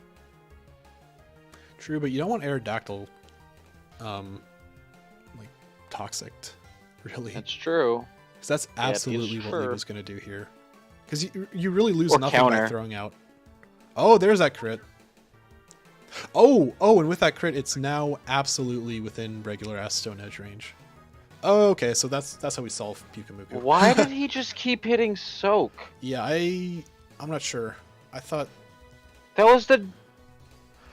I guess you lose Stab on the follow-up Stone Edge, but that's countered by the crit that happened the first turn. That was dumb. I think this is a good turn to sack Azumarill. Now you go into Ninetales. Oh, and you know it's Life Orb, so now Dactyl or Passimian can come in. Passimian's still healthy. Ninetales can come in. Yeah, Ninetales can come in. Genesect can't really touch Ninetales with either of its I don't think a stabs. +1 E speed is not killing. Does Genesect have E-Speed? Yes, well, does he bring it? I don't know. Does he get it? Yes. Okay, fair enough.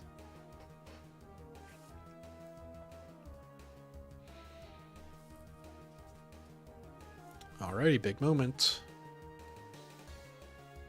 We saw the Drain Punch on Passimian, I think? Yeah. So there's really no reason to not Drain Punch.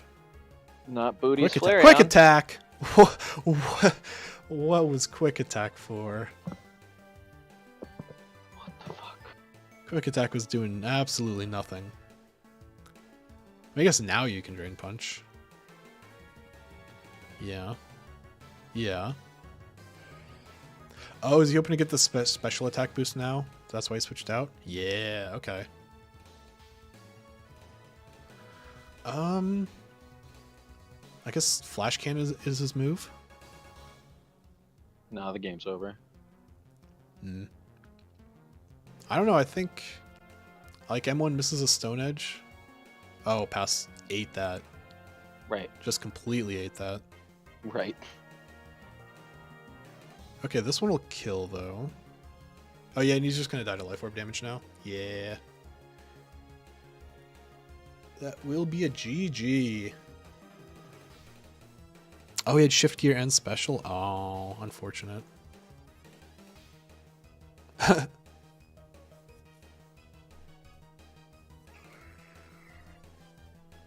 Hate to see it. Yeah, hate to see it. But now M1 gets to pick who he wants to play as a 700 club guy. That's right. Oh, and Ninetales faster. Ninetales not naturally faster. Ninetales barely naturally faster. Oh, wow. Yeah, I figured it was. Ninetales is 100 and Genesect is 99, I guess? Or like 98 maybe. Let me check. I'm checking. Yeah, 99. Check it out. That was our 700 club. I'm going to give him a thank you, boys. Soak removes stab. Yeah, soak removes stab. I just wasn't expecting that is all. Yeah, I know what soak does. I just don't know why you did it then.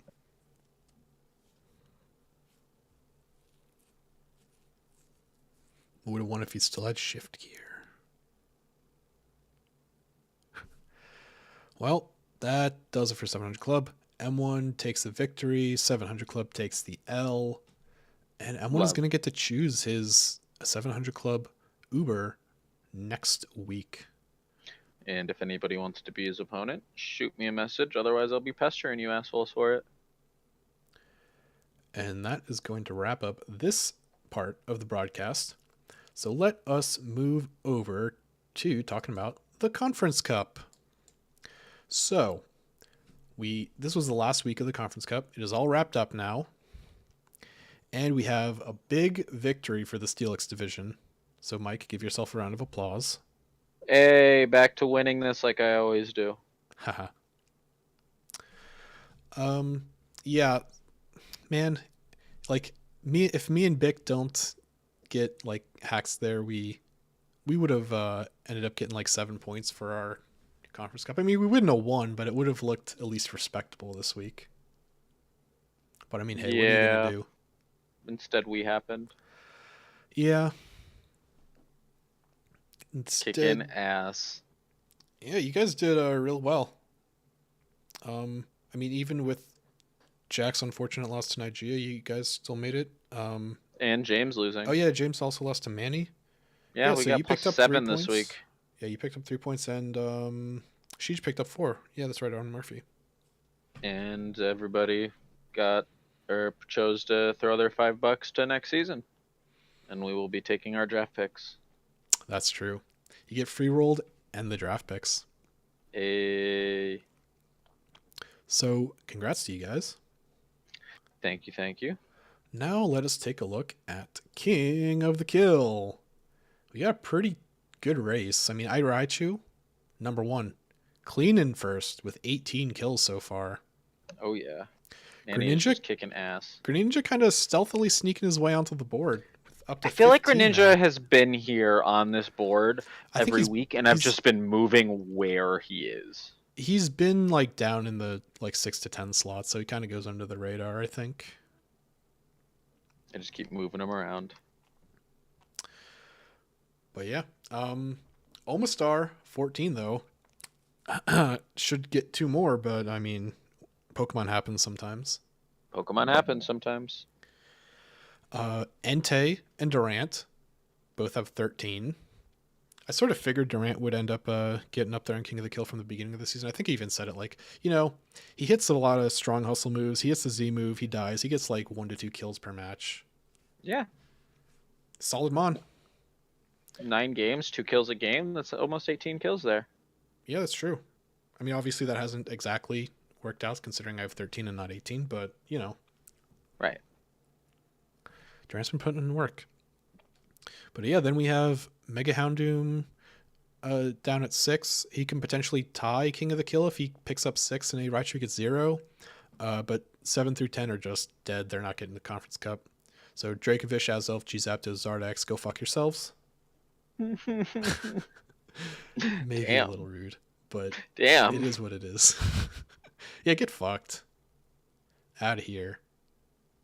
Damn. Anyway. You that's heard it King of here the Kill. first, folks. So we're gonna have to see how it shapes up. Nigeria is gonna have to put in some work to put some stop to this A Raichu disaster that's been destroying all of us. All of us. Me and Lebo are gonna have to figure out how to get 6 kills on our guys. Kyle can possibly if he can snag 6 kills on Entei. I might just give 6 kills to Entei just to shut Bick up. You're not fighting Kyle though. Oh, Yeah. I see. Okay, work the magic behind the scenes. I see. Right, I am the King of the Kill master. Durant. No, I love Durant, but there's no way it's getting 6 kills in a match. It's just not that type of mon. I mean, it could, but then hustle. Yeah, I could run like Rock Polish Life Orb. That could be fun. And not run hustle. No, I'd run Hustle. I'm not a coward. I'll just be pissed when it misses. You're gonna get 5 kills and miss the last one. Anyway, that's stuff to look forward to next week in terms of King of the Kill. Next up, the standings. If I can click the right scene in OBS. So, I have clinched the division. Jack has clinched his division. But speaking of people who have... Oh, Manny has also clinched his division. But speaking of tumultuous divisions, Magnazone. Lebo and Tristan are hot on each other's tails. They really are. Tristan just a single plus behind Lebo. Both 5 and 3. And then, in the Skarmory division, we've got Jim, Dylan, and LCD all with pretty good chances to shoot to the top this week. Yeah, LCD was in the lead last week, and then that unfortunate loss to me tied with Dylan and Jim winning. Put him in 3rd place. Yeah, crazy how this stuff happens sometimes. Yeah. So, we actually have LCD against Dylan this week, so that'll be fun. Ooh, interesting. We also have Jim against Rob, so Less maybe Rob can pull interesting. out a miracle like last time, because that's Rob's only win so far is on Jim. Maybe. We'll see. Oh, Aerial Ace Durant. There you go, Nigeria. Can't miss. Hey. That's why the Z Crystal is so busted on Durant, because you get the hustle bonus, but Z moves don't check accuracy. So you just get free 50% damage on your Z move. So yeah, Magnus and Skarmory, big implications. Big implications this week. Who's getting that bye week round 1? Gonna be a big week. And speaking of the playoffs, let us take a look at this playoff picture. It'd be wild. It'd be wild. Man, me, Jack, and Manny, we're 10 kills ahead of like the next 2 best people with the best record. Yeah. Crazy how this stuff happens sometimes. It's not even close. I also like how almost all the top seeds are 6 and 2 except for Lebo. Yeah. Like, I almost hope that you guys all lose and Lebo wins, and then the top 5 seeds all have the same record. That could be fun. Just split it up based on plus. Right. Well, yeah. It would go based on plus. Except Drac and Jack would be strength of schedule. I think is how Manny does it. In terms of seeding, I don't know, because I know with like the lower divisions, they're like playing games for playing games. But as for the like the top seeds, it's probably better, or like the conference cup leaders, is probably better to do strength of schedule to seed those guys, just so Yeah. You know, you don't want me and Jack playing when we potentially are playing each other in the playoffs later, right? Because that just kind of imbalances the whole thing. Yeah, and it just doesn't make sense to do a play-in game when, like, for the 2 and 3 seed. Ew, that doesn't seem right. But anyway, maybe we go for Conference Cup record first, in which case Jack would be 2. I don't know. Oh, that's a possibility. I feel like we talked about this before, and it's on the dock somewhere. But anyway, I can go look for it later. But what's more interesting than this is the people who are not listed. All those 4 and 4s and 3 and 5s that are on the dock. Honestly, we've got a lot of 4 and 4s. We've got 5 people who are 4 and 4. We've got another 5 people who are 3 and 5. And we're getting to 4 and 5 into the playoffs, it looks like. At least one. Yeah, at least one. Yeah. Unless all our current 4 and 4s just win. Oh wait, no. Yeah. If all our current 4 and 4s win, then that won't happen. So who's playing this week? Kyle's not playing. Kyle's playing M1, so not that. Nigeria is playing Manny. James is playing, I want to say Jack. Then yeah, nobody else are fighting each other. You're playing Sheej. Oh, that's going to be an interesting match. Both of you have the exact same record, 3 and 5 plus 12, and you're playing each other. Oh, I know. So probably the winner of that match is going to become like the 10th or 11th seed. Oh yeah, that's as in normal Mike fashion. It's all down to this. Every season. Man, most average player of the league, everybody. Bruh, it's honestly, it's hard. It's hard being this average.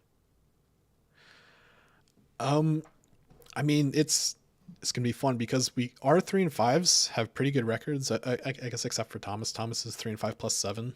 So I think he'd have to get a +6, and then some wild stuff would have to happen. Yeah, it would.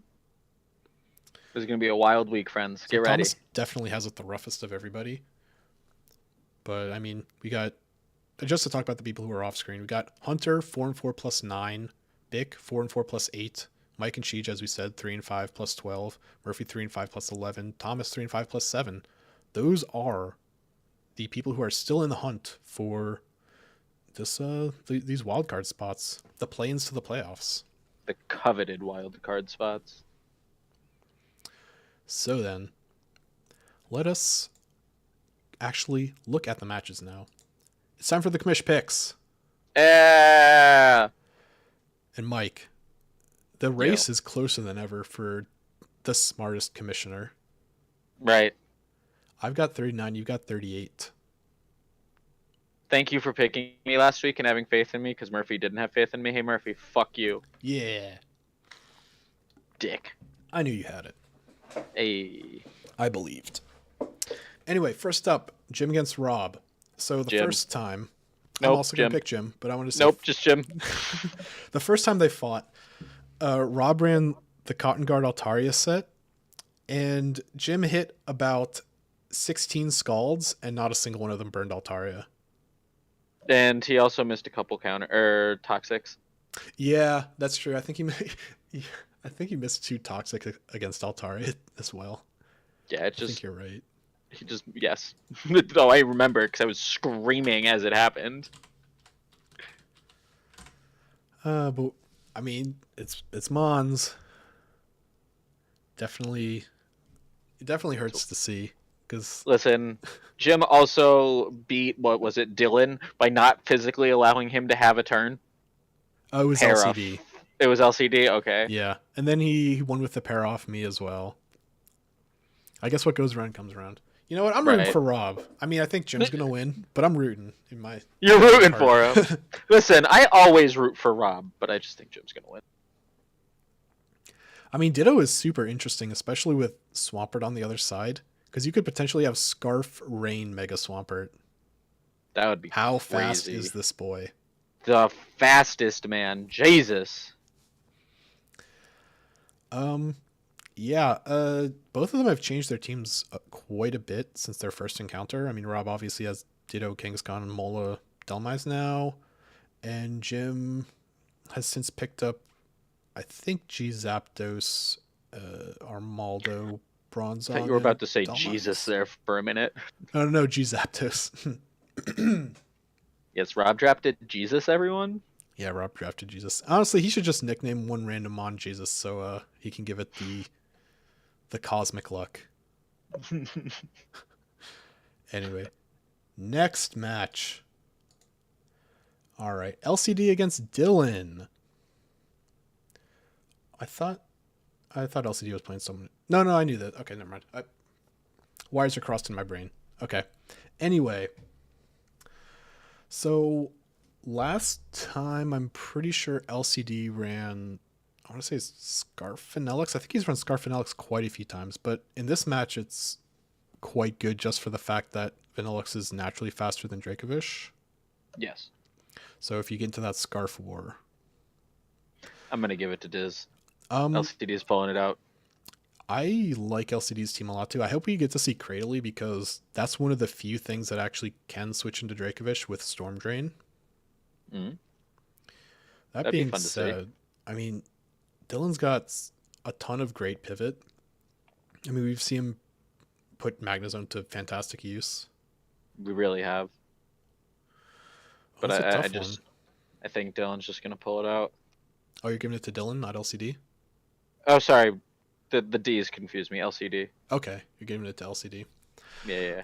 I think LCD can win as well. I'm going to give it to LCD just because Slowbro definitely eats a Fishy Surrender too, as alongside Cradley. There's a ton of stuff that's just faster. I mean, you got Glide Thwacky, even though like Thwacky's not exactly a great Rend switching, but he's got some stuff. I think LCD's got some good Dracovish answers. So, yeah, apropos of the Water Immune Mon. Next up, Tristan against Thomas. This is a tough one because outside of Dracozolt, Thomas seems to have the superior speed on his side. I think I'm still gonna give it to Tristan. I think Tristan's the better battler. Yeah. I mean, that being said, okay, he has Lycanroc and Verizon. Sorry, Verizon. Thank you. But then again, Verizon doesn't really want to face off against Mega Pinsir. I mean, Registeel might laugh at it, but it probably doesn't want too many CCs or Sacred Swords. Oh, it's tough. Especially with, like, Tangela there. No, Tangela's not that great, I don't think, actually. Tangela probably just loses to Mixed Dracovish, and it certainly doesn't want a U-turn from Scizor. No, it does not. It's honestly, if Tangela comes in, it's almost set up bait for Scizor. Yeah. Like, yeah, cool, you might get paralyzed, and then you're playing with that, but, like, Scizor is then going to start slamming Swords Dance. Right, and your potential, like, even your switching probably doesn't want a +2 U-turn. No. And Tangela doesn't want a +2 knockoff. Right. Like, there's just too many possibilities. Yeah, And if he speed creeps to make Scizor faster than Tangela and then subs in its face, it's over. I think Scizor is naturally faster than Tangela. Jesus Christ. Love that. I mean, Tristan's got a lot of sustain as well. He does. Hippowdon gets Slack Off. Umbreon gets Wish. Hey man, Hydreigon gets Roost. Yeah, Hydreigon gets Roost. Registeel obviously runs Rest quite a bit. Vikavolt also gets Roost. But I don't know, those like mixed offensive, mixed bulky mons, it's not the same as like watching Hippowdon hit Slack Off, right? No, you're right, yeah. It's not the same as like knowing that Umbreon is just gonna Wish and Protect in your face. After heal billing off the Toxic that it's synchronized onto you. I think I'm going to give it to Tristan as well. Yeah, no offense to Thomas, but Tristan's a 2-time champ here. Yep, you're not wrong. All right. Next up, Lebo against Hunter. Another interesting match. Yeah, I agree. These are two... all the matches are going to be good, honestly. Like, I don't think there's going to be a bad one. Yeah. Okay, so what happened the first time they met? I think Lebo almost certainly won, probably off the back of Greninja, because Greninja's insane. really is. I'm I'm tough. I'm gonna It's give it tough. to I'm thinking Hunter. about it. I think Hunter will be able to. You cut out there for a sec. I think like just Urshifu in general just kind of fucks with this team. Yeah, that is true. I mean, Urshifu hits a ton of stuff. I think the only thing it doesn't touch is Slowking. I guess it can hit T-Punch, but Yeah. Slowking big. And you don't want the follow-up Slowking Psychic. big. Also right. Man, it's tough. I don't know. I think I'll give it to Lebo. You said Hunter? Yes. Yes, I did. I had to think about that. I was like, did I? But I mean, they both have great hazards, right? Because Gliscor obviously can run rocks a ton. He also has Colossal with all of the hazards. But I mean, Hunter, on the other hand, has Copperajah and Mudsdale. Probably not running Rock Sunstone Junior if he brings it. No, I'd assume no. Now, if Lebo, for some reason, doesn't run Scarf Greninja, something that could be a real problem is Scarf Staraptor. And, I mean, I know Gliscor is huge physically, but if it's chipped a little bit, Reckless Bravebird might be a 2-tap. And that could be something that Lebo doesn't necessarily want to deal with. I could agree with that. So it's pretty double-edged matched, honestly. It's going to be a close one. Outside of Mineshaw, I don't see a really good answer for Chansey. Maybe just smashing it with SCAV. Yeah, there's quite a few things that get knocked. Like SCAV gets knocked, Gliscor gets knocked, Licky Licky gets knocked, Skuntank gets knocked, Mienshao gets knocked, Gourgeist even gets knocked. Gramble might, for all I know. So I think Lebo has a pretty good time against Chansey, especially if he runs like a physical Greninja where you hit that like low kick, because Chansey heavy. Chansey is heavy. It's a fat bitch. But then if you're like hitting Chansey, it probably doesn't one tap, and then maybe you're hitting a T-Wave, and that's no good. Also no good. You're right. It's gonna be a good game. It's a double-edged match. It's gonna be a close one. AV Regidrago looking nice. That's disgusting. Honestly, like a choice locked Regidrago looks pretty good. Yeah, what eats this outrage as long as Granbull's not there? Right. Because it gets even better than Hustle. It gets Dragon Maw, which just gives you free 50% on all dragon moves. It'll be a tough match. Excited to see it. All right, next up. Kyle against M1. Now, what happened the first time they fought? I don't really remember the match the first time. I think Kyle won. I don't remember at all. I think Kyle's going to win again. Yeah, I think... I don't know. Because M1's team is like so bulky on paper, but maybe it's just a style thing where he tends to let Mons get chipped down a lot, and then one fast Mon just starts cleaning stuff up is how his games go a bunch of the time. Yeah, he lets like the wrong Mon go. Yeah, so that's especially critical when you're facing down something like Conkeldurr and Zoroark. Right. Where you need to have like pretty hard answers for them.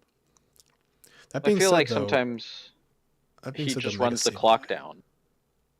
That's true. M1's a clock user, for sure. Mega Sableye kinda just does. No, Zoroark doesn't get D-Gleam. I don't think Zoroark gets D-Gleam. So it's pretty much just afraid of the D-Gleam from Roserade, and then obviously Hatterene hitting moves. Right. Just pick Kyle, guys, please. Come on. Sorry, I'm picking Kyle. In yourself. Fine. If M1's gonna be like that, I'll pick Kyle as well. Now I will say we do need to pick different from each other eventually, Mike. I think we did, didn't we? Just once, but I mean, if we're. Yeah. If you want to win, just listen. I'm not doing. Listen, we're trying to win, but like I'm also trying to pick smart here. Okay, fair enough. Yeah, I mean Kyle's team with the like double birds on paper it looks awkward to me, but I can't really pinpoint what it is. But he's been playing pretty well. He So always does. He always drafts like either he just puts his deck on the table and goes, "This is my win con, solve it," or he just drafts like these funky teams and then does work. yep. So I mean we'll see what happens. Next up, Nigeria and Manny. All right, so let's talk about A Raichu. What's the plan for A Raichu? Well, for one, Lele gets rid of its terrain, so that's pretty nice. That is nice, but it doesn't want that rising voltage. Well, I mean, It if it's doesn't not want boosted, continuous. It doesn't want a lot of them. yeah, that's fair. But I mean, if it's not boosted, then But what's its recovery a lot less like? dangerous. So it comes in. It takes a rising voltage, and then It could have leftovers. It if could have calm. It could have rest. It could have sub even. I'm expecting it to take a rising voltage, either followed by another rising voltage, or by a volt switch or a Z move. I mean, okay, Bandit Ice Shard probably kills. Let's be real. Data Ice Shard from. Honestly, I think what's going to be critical for Nigeria is getting rid of Coco, and then if terrain is already out, then you send in Lele to get rid of it. You know? Yeah. I don't know. I think I'm taking my boy here. I'm taking Manny. He's gonna not take only win the Nigeria. match, he's gonna win the King of the Kill. Oh man, bold words. I mean, that's smart picking just because he is 3 ahead of second place. Yes. Yeah, this is another super double-edged match because not a lot eats stuff from Raichu, but Raichu is so frail. Like it gets an Ice Shard to the face from Mamo, it's not having a good time. If unburdened, well, okay, I guess if it's unburdened, then it's still slower than Surge Surfer, right? Unburdened on Driftblim. Yeah, I mean, it's still Vileplume doesn't slower. exactly sit against it. Like Magneton doesn't want the Focus Blast. Oof. It's tough. gonna be a tough game. It's gonna be a tough game. Always is. Next match. Myself against Murphy. So the first time Murphy and I fought, I ended up winning, but it was assisted by a missed play rough. It was. That being said, I do remember. That being said, I'm picking myself because I can't not pick myself. I'm also gonna pick you just because Murphy's been in hell all season, and it makes me laugh. Oh, you're not even gonna pick your boy, or am I your boy? I don't know. I don't know how this hierarchy works. I don't know how this hierarchy works. Yeah, I mean, I'm not gonna talk about my win cons too much, but I mean, Mence put in just an exorbitant amount of work last game. Again, assisted by a missed play rough. Let's just remind everybody. The calcs on him look really good against everything. even if grassy terrain is up, EQ is still like doing 75 or something to Mawile, so it's like Jesus. And you can run a special cheeky flamethrower. True. But I mean that's why he's got the terrain though. That was his whole team Oh, idea. I know, yeah. Oh yeah. Yeah. He tried. Yeah, I mean Murphy would be having a really, really good season if a couple matches he didn't get Haxton. But that's what we're here for. That's why we play the games. Yeah, it's the name of Pokemon. All right. Next up, Bick against Dave. So Dave is kind of playing Ruiner because if he beats Bick, Bick is absolutely out. I'm picking Dave. Oh snap. The first time they battled, Dave had a completely different team, and he won with Z Bulk Up Zeraora. I remember that. Bick couldn't get around it. Yeah, and he hit like Z Bulk Up on a switch, and Dave just like rolled his. He basically like did a table flip, but it was with Bick's team on the table. Yeah, it was kind of disgusting, honestly. He made his team his bitch. Yeah, but I mean, Dave has a completely different team now, so That's true. that's something to make note of. He still has the incredibly fast threat of Mega Aerodactyl, and if Mega Aerodactyl gets off like a D-Dance, it's probably just over. I could agree with that. Because if you run like that speed setup set, then you basically don't invest in speed at all, and you put it all into attack and bulk, and then that really neuters the effectiveness of like an Ice Shard from Glalie or a Sucker Punch from Cinderace. So yeah, then you've got like that Tough Claws 130 attack going nuts. Megadactyl is gonna shred through this team. Yeah, it definitely has the capability to. I'm picking Dave all day. I'm gonna pick Bick. I think Bick will pull out some stuff. But it should be a fun match. Bick honestly does not have a great answer for Mega Venusaur. Does anybody ever? Yeah, I mean it's basically just like Togekiss and Mesprit, right? And Togekiss is relying on that air slash flinch, right? Because otherwise, Sludge Bomb, it's like, goodbye, you're done. A Z bulk up Pyro Ball might rip through it. Well, Plus Cinderace two. is the co-captain. Oh, you're right. Okay, you're right. Does Z Coil do anything fun? Z Coil. I don't know, honestly. I'll look that up afterwards. That'll take too long. Anyway.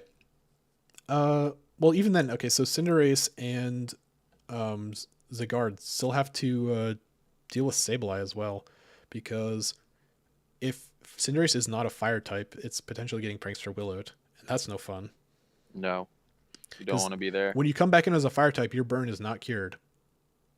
The same way as if Salazzle Toxics like Amok or a Steel type, when they come back in, they're still got that status. Oh yeah. Still not having a fun time. Yep. Anyway, I picked Bick, you picked Dave. Next, Yes, sir. you against Sheej. Me. I'm picking you as well. I think you got this. Playoffs rest on this. I'm taking myself. Pult. Pult is a always problem. an issue. Pult is always a problem. Like it's almost a waste of a conversation because it's just it's always a fucking problem. But you do have a reasonably good amount of bulk for it, and if it's I imagine it's like the special set, because otherwise I don't see like a setup set either with Dragon Dance or like Substitute really doing a ton against you, especially when you've got like Skarmory on the other side. You know what I mean? Mm-hmm. I don't want to give away like too much of what my plans are, but the first time we met, I wrote the book on what's going on in Sheej's head in that game. Like I knew every match. The first match you Miltank hit about 10 million seismic tosses and another 10 million milk drinks, and Sheej couldn't do anything about it. They were free. They were the freest. I mean, you got to take those free moves, man. Especially with Scrappy hitting that ghost type. Yeah. 60.1 by the way. Got to take it. 60.1 mon. All right, so we're both picking you. Glad you've got confidence in yourself. All right, last match. Jack James. James Jack. James Jack. Okay. How does James deal with the sand? It's pretty much just like Intim on Lando, right? Because I don't see a ton on James's side of the field that wants to deal with Excadrill. Maybe like Balloon on Jirachi, but that's kind of awkward. Means you can't ever switch into stuff. James made some very interesting changes, and I don't think he looked too far ahead into his like what the hell his matchups were when he did it. I think he was just making changes to make changes. Yeah, James's team is incredibly Excadrill weak. Yeah. Incredibly. I'm gonna give it to Jack. I don't think James's silly sets are gonna save him this match. Yeah, I'm gonna give it to Jack too. Not only that, but Jack has just been playing out of his mind. That's true. Jack's a super strong battler. Right. In general, he is, but like I just feel like this season he's just been playing. There's a reason he's the top of our division. Yeah, he's been playing extremely aggressive with Mons. You would anticipate to be support with the makeup of his 11. Like, so you've seen the Azelf, that's who it is. We've seen him Yeah. on offensive Azelf a ton. I think we even saw something crazy with Wigglytuff once with competitive. Do some Yes, we crazy did. stuff? Yes, we did. Competitive. It was against Siege, the Intimidate. Oh yeah, I remember that now. Yeah. So, I mean, Jack's a crafty guy. He cannot sleep on his prep. No, I think he's just gonna smoke this game. Yeah, I kind of agree. So that does it for our commish picks. We're a little bit more similar than we are different this week. It happens. It happens. Last prediction of the season. And you know what that means. With this being the last week of the regular season, could this be the most important week of the season? Dude, it's the most important week out of all 15 seasons of PFL. I don't think we've ever had like a crazier week 10 almost into playoffs here. Almost anybody can make it except for the like 2 people who've been eliminated. Almost the rest of the league is in contention for playoffs. Easily the most important week of the season. Easily the most important week of the season. We talked about the ton of 4-4s and even 3-5s who have playoff aspirations. And for at least one of them, I anticipate it's going to be a reality. Oh yeah. That being said, Oh yeah. next week we also will be learning who the winner of King of the Kill is, whether or not Manny can get enough kills to keep himself firmly ahead of second and third place, me and Libo's Greninja. And we're also going to be learning the actual definitive seedings of who is in playoffs and who isn't. So It'll with be that, it'll be a good one. it ought to be. But thank you all for watching. This has been Inside the PFL. Catch us on Tuesday for the broadcast. The cast of broads. I've been Jack. Jack. Wow. Jack. Joined by move past it. We're joined by the co-host Mike. Who am I? Hey, I've been live for 2 hours. Give me a break. Oh